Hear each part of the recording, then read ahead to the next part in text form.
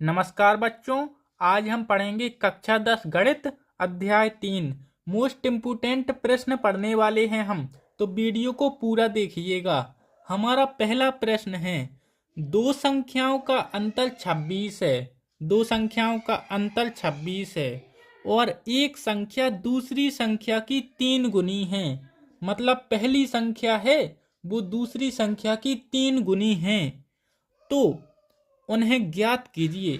तो दोस्तों हमको संख्या ज्ञात करना है। हम लिखेंगे हल। माना कि पहली संख्या x है और दूसरी संख्या y है और दूसरी संख्या y है। दोस्तों हमने माना है कि हमारी पहली संख्या x है और दूसरी संख्या y है। अब लिखेंगे हम प्रश्न के अनुसार। हम प्रश्न के अनुसार चलेंगे। आखिर प्रश्न क्या बोल रहा है? प्रश्न बोल रहा है दो संख्याओं का अंतर 26 है। मतलब इनका अंतर कितना है? 26। हम लिख देंगे x माइनस वाई। अंतर का मतलब होता है घटाना। x माइनस वाई, एक्स में से y घटाएंगे तो कितना बचेगा? 26, 26। ये बन गया हमारा समीकरण 1। बन गया समीकरण। अब हम आगे पढ़ेंगे। एक संख्या दूसरी संख्या की 3 गुनी है।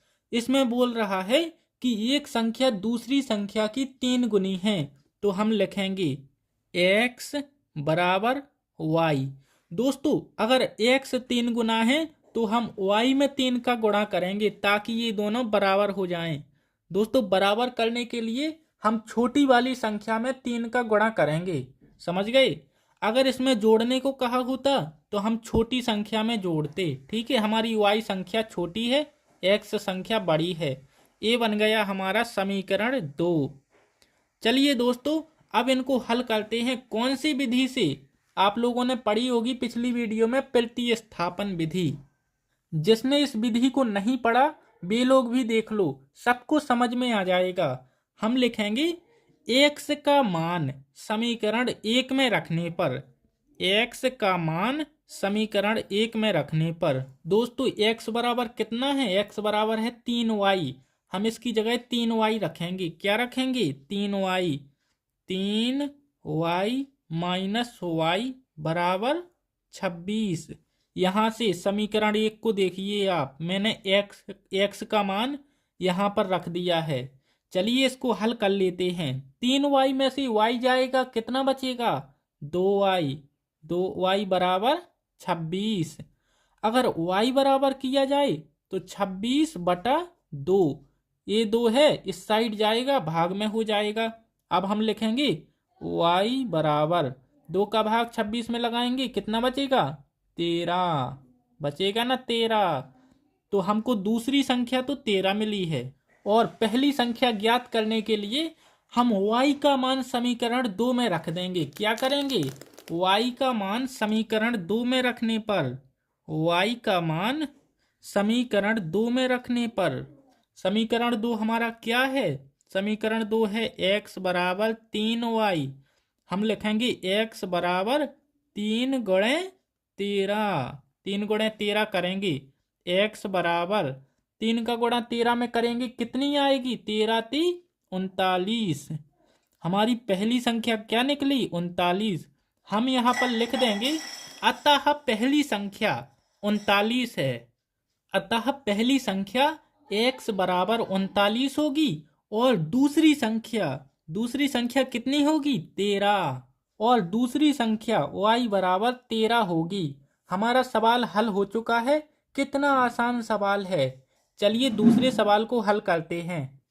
तो बच्चों हमारा अगला सवाल है, दो संपूरक कोणों में बड़ा कोण छोटे कोण से 18 डिग्री अधिक है। कितना अधिक? 18 डिग्री अधिक है। तो उन्हें ज्ञात कीजिए। हम लिखेंगे माना कि एक कोण x और दूसरा कोण y है। एक कोण x और दूसरा कोण y है। तो बच्चों हमने मान लिया है कि हमारा एक कोण है x। कितना है? एक कोण x और दूसरा कोण y है। हमें पता है कि दो संपूरक कोणों का योग कितना होता है? 180 डिग्री। दो संपूरक कोणों का योग 180 डिग्री। हम यहाँ पर लिख सकते हैं कि x प्लस वाई बराबर 180 डिग्री। कितना डिग्री? 180। समीकरण 1 बन गया। अब दोस्तों हम लेंगे प्रश्न से, प्रश्न अनुसार। कैसा? प्रश्न अनुसार। प्रश्न क्या बोल रहा है? बड़ा कोण छोटे कोण से 18 डिग्री अधिक है। हमारा बड़ा कोण है x और छोटा कोण है y। बड़ा कोण है 18 डिग्री बड़ा। अगर हम छोटे में 18 जोड़ देंगे तो ये दोनों बराबर हो जाएंगे। हो गए बराबर। अब हम y का पक्षांतर इस साइड करेंगे। x माइनस वाई बराबर 18। ये बन गया हमारा समीकरण। कौन सा? पहला नहीं, दूसरा। हमारा दूसरा समीकरण बन चुका है। अब हम इन दोनों को हल करने के लिए विलोपन विधि से लगाएंगे। जिसको विलोपन विधि नहीं आती तो इस वीडियो में आप लोग विलोपन विधि भी सीख जाओगे। चलिए इसको आगे हल करते हैं। चलिए दोस्तों इसमें विलोपन विधि लगाते हैं। ये रहा हमारा समीकरण 1, ये रहा 2। हमें विलोपन विधि लगाने के लिए चरों की संख्या को बराबर करना पड़ता है, चाहे x की करें या फिर y की। इसमें दोनों बराबर हैं तो हम लिखेंगे समीकरण 1 और 2 को जोड़ने पर। चिन्ह अलग अलग हैं तो जोड़ेंगे, अगर चिन्ह एक से हैं तो घटाएंगे। समीकरण 1 और 2 को जोड़ने पर। चलिए अब इनको जोड़ते हैं। x प्लस वाई बराबर 180। x माइनस वाई बराबर 18। चलिए इनको जोड़ते हैं। किस प्रकार से जोड़ेंगे हम जोड़ेंगे इस प्रकार से। x से x जोड़ेंगे, y से y जोड़ेंगे। x और x कितने होंगे? 2x। y में से y जाएगा, एक माइनस का है, y में से y जाएगा, क्या बचेगा? कुछ नहीं, 0 बचेगा। बराबर 18 और 180 कितने होंगे जोड़ने से? 8 और 0 8, 9 1। चलिए अब इसको हल करते हैं और x का मान निकाल लेते हैं। उसके बाद y का मान निकालेंगे। x बराबर 198 बटा 2। x बराबर 2 का भाग 198 में लगाएंगे, कितनी बार जाएगा? 99 बार। तो हमारा आया ये कोण 99 डिग्री। हमारा x बराबर आया 99 डिग्री। अब हम x का मान समीकरण 1 या 2 में रख सकते हैं, तो चलिए हम 2 में रखते हैं। x का मान समीकरण 2 में रखने पर हमारा समीकरण 2 क्या है? हमारा समीकरण 2 है x माइनस वाई बराबर 18। दोस्तों अब हम यहाँ पर x की जगह 99 रखेंगे। 99 माइनस वाई बराबर 18। अब दोस्तों y है, y का पक्षांतर इस साइड करेंगे। 99 बराबर 18 प्लस y। अब ये 18 है, 18 का पक्षांतर इस साइड करेंगे। देखिए कितना आसान हो गया हमारा। देखिए आप लोग, 99 माइनस 18 बराबर y। अब दोस्तों हम 99 में से 18 को घटा लेंगे, कितना बचेगा? 9 में से 8 गए 1, 9 में से 1 गए 8, 81 बराबर y निकल कर आया हमारा। अब दोस्तों हम लिखेंगे अतः बड़ा कोण x बराबर 99 डिग्री।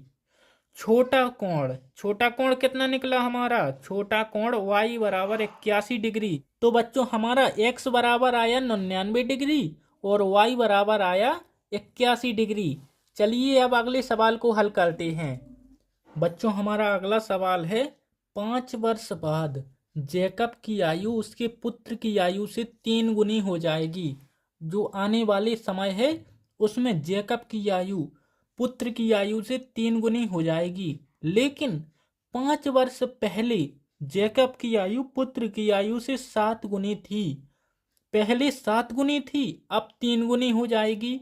तो वर्तमान आयु ज्ञात कीजिए। हम सबसे पहले लिखेंगे, माना कि जैकब की आयु x है, पुत्र की वर्तमान आयु y वर्ष है।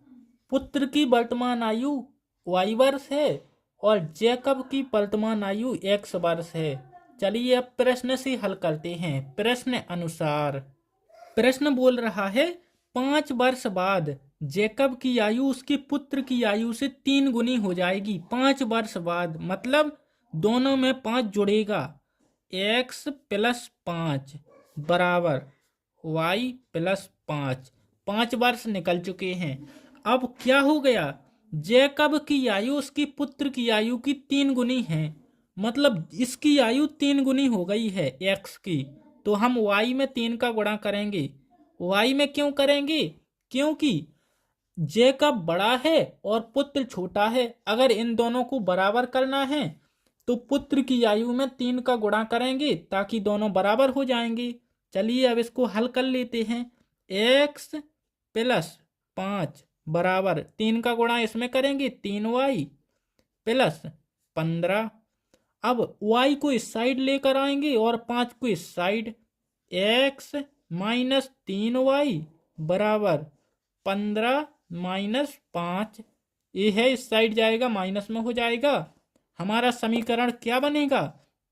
x माइनस 3y बराबर 15 में से 5 जाएंगे, कितने बचेंगे?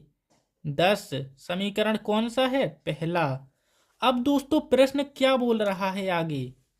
प्रश्न बोल रहा है 5 वर्ष पूर्व, मतलब 5 वर्ष पहले इन दोनों में से 5 को घटाएंगे। 5 वर्ष पूर्व जैकब की आयु उसके पुत्र की आयु की 7 गुनी थी।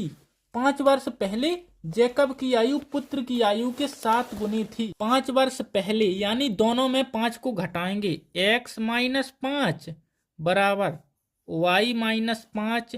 जैकब की आयु कितनी थी? 7 गुनी थी। तो हम y वाले में 7 का गुणा करेंगे, पुत्र की आयु में 7 का गुणा कर देंगे।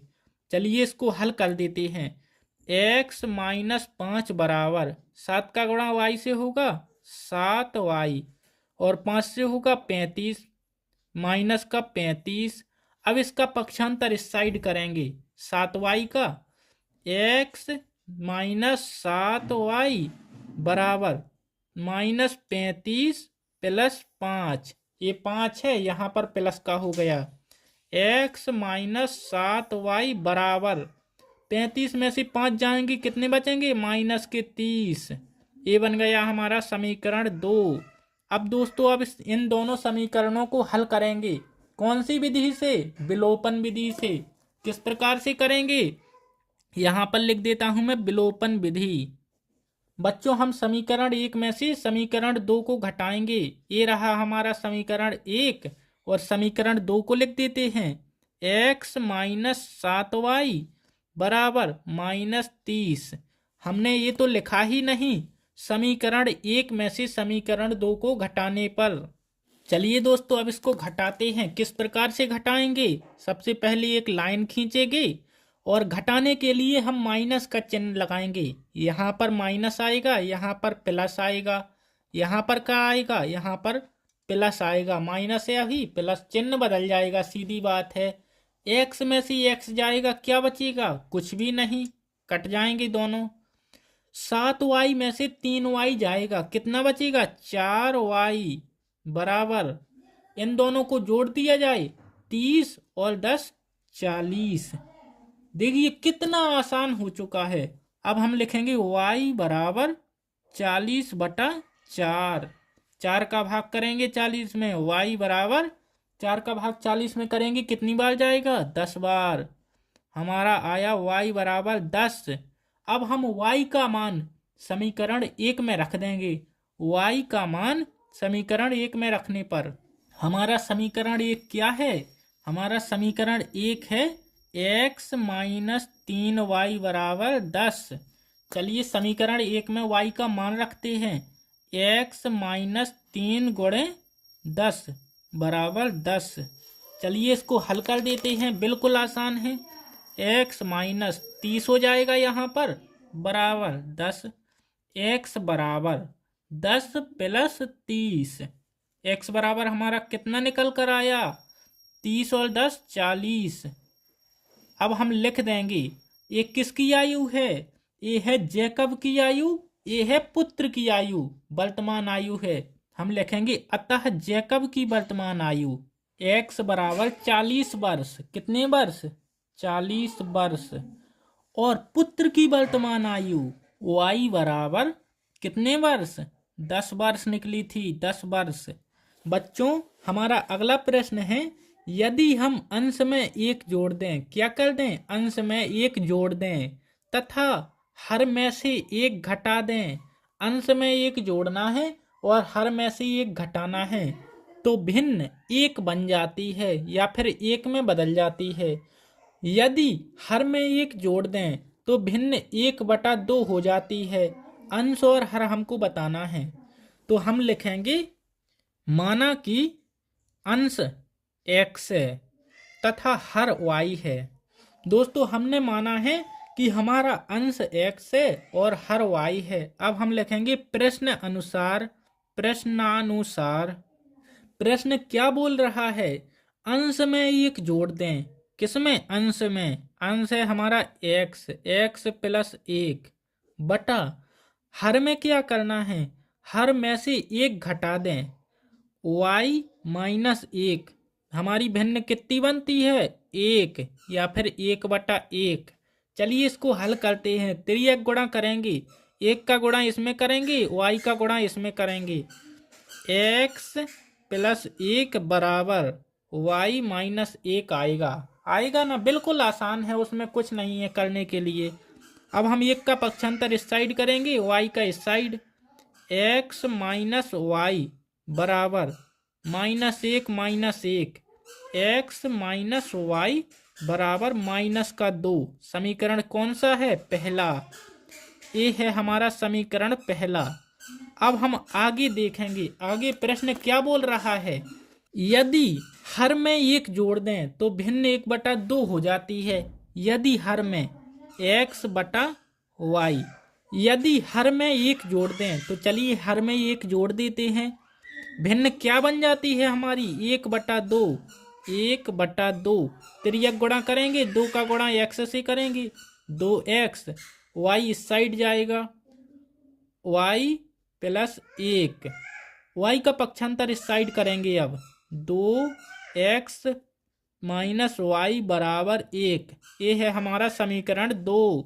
चलिए इसको हल करते हैं। कौन सी विधि से करें? विलोपन या फिर प्रतिस्थापन? विलोपन से कर देते हैं, जल्दी हो जाएगी। बच्चों हम विलोपन विधि लगाएंगे। विलोपन विधि में चर की संख्या को समान करना पड़ता है, चाहे x की हो या फिर y की। तो हमारी y की संख्या पहले से समान है, यहाँ पर एक y है, यहाँ पर भी एक y। तो हम लिखेंगे समीकरण 2 में से एक को घटाने पर, समीकरण 2 में से एक को घटाने पर सबसे पहले हम समीकरण 2 लिखेंगे। समीकरण 2 क्या है? 2x माइनस y बराबर 1। अब हम समीकरण 1 लिखेंगे, x माइनस y बराबर -2। चलिए अब इसको घटाते हैं। किस प्रकार से घटाएंगे? हम घटाते हैं तो चिन्ह बदल जाते हैं। जहाँ पर प्लस होता है वहाँ माइनस आ जाता है। यहाँ पर माइनस है, यहाँ पर प्लस आ जाएगा, यहाँ पर भी प्लस आ जाएगा। चलिए घटाते हैं। 2x में से x जाएगा, कितना बचेगा? 1x बचेगा। x y में से y जाएगा, कुछ नहीं बचेगा, बराबर 2 और 1 कितना होता है? 3। क्या निकल कर आया हमारा? x बराबर 3।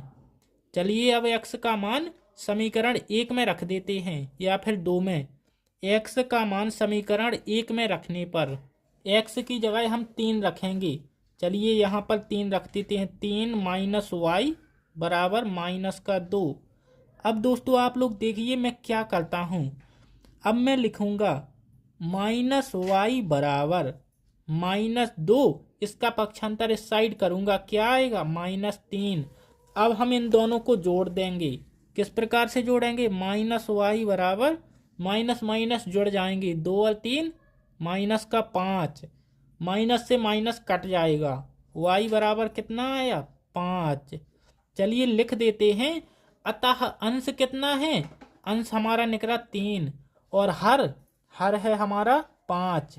हम लिखेंगे अतः अंश x बराबर 3 और हर कितना है? हर y बराबर 5। तो बच्चों हमारा सवाल हो चुका है। ये रहा हमारा अंश और ये रहा हमारा हर। अगर आपको इसमें कुछ भी कठिन लगा हो तब आप लोग कमेंट कीजिए, मैं आपको दोबारा वीडियो बनाऊंगा और समझाऊंगा। अब आप लोग वीडियो को लाइक करके चैनल को सब्सक्राइब कीजिए। अगर आपने मेरी पिछली वीडियो नहीं देखी, मैंने मोस्ट इम्पोर्टेंट प्रश्न बताए हैं, अगर आपने नहीं देखी तो देख लीजिए, लिंक आपको डिस्क्रिप्शन में मिल जाएगी। अब आप लोग वीडियो को लाइक करके चैनल को सब्सक्राइब कीजिए।